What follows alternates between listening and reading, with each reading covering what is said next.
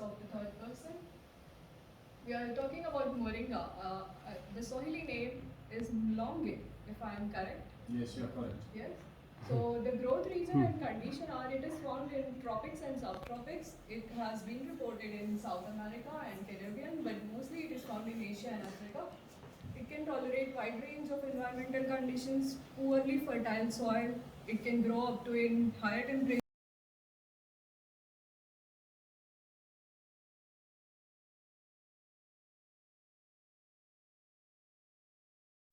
Experimental physics.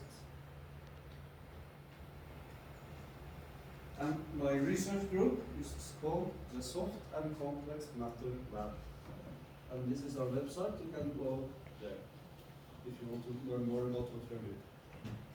So we work on material science-based applications of naturally occurring materials. That's what we do in our lab. And why do we do that? Well, the first examples of naturally occurring, that means non-synthetic materials. Examples of such materials are clay minerals, other minerals, biomaterials extracted from plants, animated biomaterials, etc.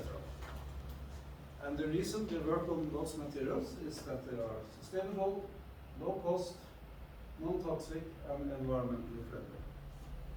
So, because they work in the Western world, US, Norway,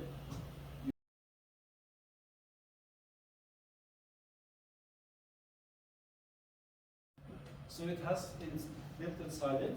It's a liquid and solid at the same time, depending on how you treat it.